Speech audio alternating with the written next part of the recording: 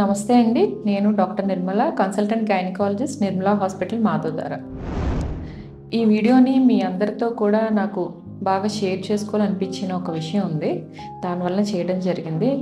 నాకు few days back హాస్పిటల్‌కి ఒక patient wife and husband approach అయ్యారు. అది ఎప్పుడంటే అర్ధరాత్రి ఆల్మోస్ట్ అరౌండ్ 1:00 ఆ టైంలో బాగా బ్లీడింగ్ అయిపోయింది ఆ అమ్మాయికి. అంటే ఆల్మోస్ట్ ఒక 10 డేస్ నుండి బ్లీడ్ అయింది కంటిన్యూయస్‌గా. వాష్‌రూమ్‌లో ఫుల్ కొలాప్స్ అయిపోతే హస్బెండ్‌ని తీసుకొని వచ్చారు. వచ్చేటప్పటికి పేషెంట్ చాలా పేల్‌గా ఉంది. మొత్తం రక్తహీనత. సో, అప్పటికి కూడా చాలా బ్లీడ్ అవుతుంది. హిమోగ్లోబిన్ చేపిస్తే 5 గ్రామ్స్ ఉంది.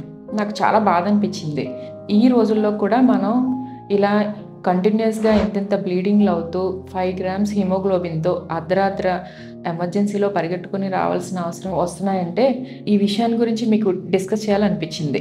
వితౌట్ డాక్టర్ సూపర్విజన్, ఒక గైనకాలజిస్ట్ సూపర్విజన్ లేకుండా ఎంటీపీ పిల్స్ అంటే మీకు తెలిసే ఉంటుంది, మెడికల్ టెర్మినేషన్ ఆఫ్ ప్రెగ్నెన్సీ వద్దనుకున్నప్పుడు అబార్షన్ కోసం ఆ పిల్స్ అనేవి ఒక ఫార్మసీలోనో ఏ విధంగానో తెలియదు, మొత్తానికి అప్రోచ్ అయ్యి తీసుకొని యాడక్వేట్గా తగినంత డోసేజ్ మీకు తెలియనప్పుడు ఒక డాక్టర్ని కన్సల్ట్ చేయకుండా ఆ పిల్స్ని యూజ్ చేయటం వల్ల ఇన్కంప్లీట్ అబార్షన్ అయ్యి పేషెంట్ అలాంటి కొలాప్స్ అయిపోయిన పరిస్థితుల్లో ఒక హాస్పిటల్కి రావడం, అది చాలా బాధాకరంగా అనిపించింది. ఈ రోజుల్లో మనకి డాక్టర్స్ ఫెసిలిటీస్ అవైలబిలిటీ ఉంది.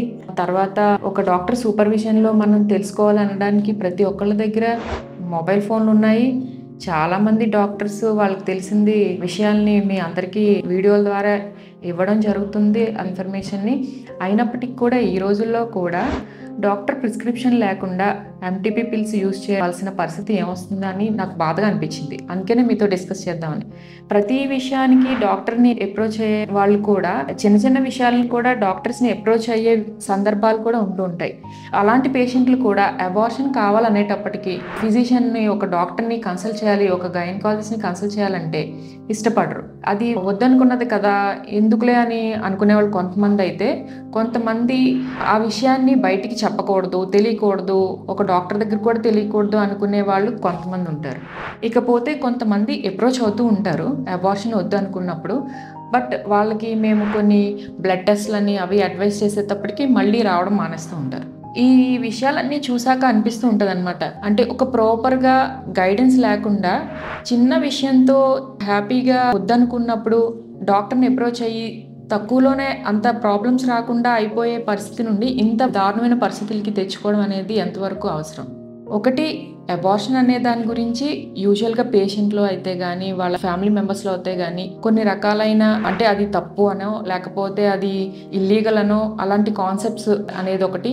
ఇంకొకటి, మనకు అవసరం లేని ప్రెగ్నెన్సీ కోసం హాస్పిటల్కి వెళ్ళడం ఎందుకు, డబ్బులు ఖర్చు పెట్టడం ఎందుకు అనుకునే కాన్సెప్ట్లు కొన్ని, ఇలాంటి రకరకాల మిస్కాన్సెప్షన్స్, వీటి వల్ల ప్రాపర్గా అవేర్నెస్ లేకపోవడం వల్ల, ఎంటీపీ గురించి ప్రాపర్గా అవేర్నెస్ లేకపోవడం వల్ల ఇలాంటివన్నీ జరుగుతున్నాయి. అయితే ఎంటీపీ అనేది మనకి భారత ప్రభుత్వం గవర్నమెంటే కొన్ని కారణాలప్పుడు అబార్షన్ చేయించుకోవడానికి, అంటే బేబీకి హెల్త్ ఇష్యూస్ ఉన్నా, లేకపోతే బేబీ డెలివరీ అయిపోయాక సర్వైవల్ బాగోదనుకున్నా, లేకపోతే ప్రెగ్నెన్సీ అనుకోని పరిస్థితుల్లో అంటే ప్లాన్ చేసుకోలేనప్పుడు, లేదా వేరే కాంట్రాసెప్టివ్స్ ఏమన్నా యూస్ చేస్తున్నప్పుడు అది ఫెయిల్ అయినప్పుడు కానీ, అనుకోకుండా ఆ కపుల్కి ప్రెగ్నెన్సీ వద్దు అనుకున్న పరిస్థితుల్లో, ఎప్పుడైనా అనుకోకున్న పరిస్థితుల్లో కన్సీవ్ అయినప్పుడు కానీ, ఇలాంటి పరిస్థితుల్లో వచ్చినప్పుడు వాళ్ళు ఒక డాక్టర్ని కన్సల్ట్ చేసి అబార్షన్ అనేది చేయించుకునే వెసులుబాటుని భారత ప్రభుత్వమే మనకి భారత రాజ్యాంగం ద్వారా ఎంటీపీ యాక్ట్ అనేది ఒకటి చేసి వెసులుబాటు కల్పించింది.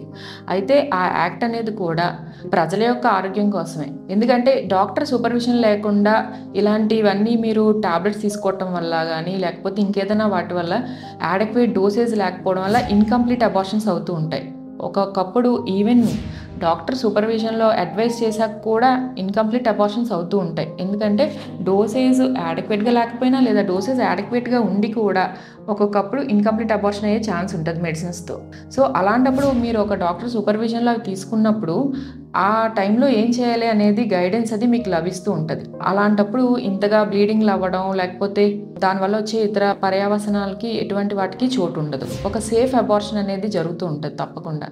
సో అదేవిధంగా ఎంటీపీ వచ్చేటప్పుడు అది 12 వారాలు కంటే తక్కువ, 12 వారాల కంటే ఎక్కువ 6 వీక్స్, 7 వీక్స్ కంటే తక్కువ, ఎక్కువ అనే డ్యూరేషన్ బట్టి డాక్టర్ గారు మీకు కొన్ని టెస్టులు అడ్వైస్ చేస్తారు. ముఖ్యంగా హిమోగ్లోబిన్ ఎంత ఉంది, ఎందుకంటే అబార్ట్ చేసినప్పుడు ఎంతో కొంత బ్లీడ్ అవుతుంది కాబట్టి పేషెంట్కి ఆ బ్లీడింగ్ని తట్టుకునేంత హిమోగ్లోబిన్ మినిమం ఉందా లేదా.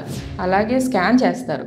అల్ట్రాసౌండ్ అడ్వైస్ చేసినప్పుడు కూడా పేషెంట్లు యూజువల్గా ఇష్టపడరు. అబార్షన్ చేయించుకునేటప్పుడు వద్దనే ప్రెగ్నెన్సీకి మళ్ళీ అల్ట్రాసౌండ్ ఎందుకు అనుకుంటారు. కానీ అల్ట్రాసౌండ్ చేయించడంలో ఉన్న ముఖ్య ఉద్దేశం ఏంటంటే, ఒకటి బేబీ ఏజ్ ఎన్ని వీక్స్ ఉంది, అంటే ఇఫ్ బేబీ వయసు అనేది 6 వీక్స్ కంటే తక్కువ ఉంటే మనం ఎంటీపీ పిల్స్ టాబ్లెట్స్తో ట్రై చేయొచ్చు. అదేవిధంగా 6 వీక్స్ కంటే ఎక్కువ ఉన్నప్పుడు ఒక్కొక్కప్పుడు డిఎన్సి అంటే సక్షన్ ఎవాక్యుయేషన్ ఇలాంటి ప్రొసీజర్స్ ఉంటాయి, వీటిని చేయాల్సి ఉంటుంది.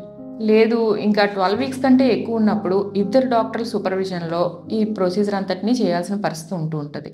కాబట్టి స్కాన్ అనేది ఒకటి బేబీ ఏజ్ తెలుసుకోవడం కోసం, ఇంకొకటి ఎక్కడ ప్రెగ్నెన్సీ వచ్చింది అనేది, అంటే గర్భసంచిలోనే కాకుండా ఒక్కొక్కప్పుడు ఎక్టోపిక్ ప్రెగ్నెన్సీ అంటాం. అంటే ఫెలోపిన్ ట్యూబ్స్లో కానీ ఓవరీస్లో కానీ, అంటే గర్భసంచి లోపల కాకుండా వేరే ప్లేసెస్లో కూడా ప్రెగ్నెన్సీ వచ్చే ఛాన్స్ ఉంటుంది. అలాంటప్పుడు మీరు ఆ ప్లేస్ తెలుసుకోకుండా టాబ్లెట్స్ ఇలా వాడేసారనుకోండి, దానివల్ల లోపలే ప్రెగ్నెన్సీ అనేది రప్చర్ అయ్యి ఇంటర్నల్గా బ్లీడ్ అయ్యి పేషెంట్కి ప్రాణాపాయ పరిస్థితులు వచ్చే పరిస్థితులు కూడా చాలాసార్లు ఉంటూ ఉంటాయి.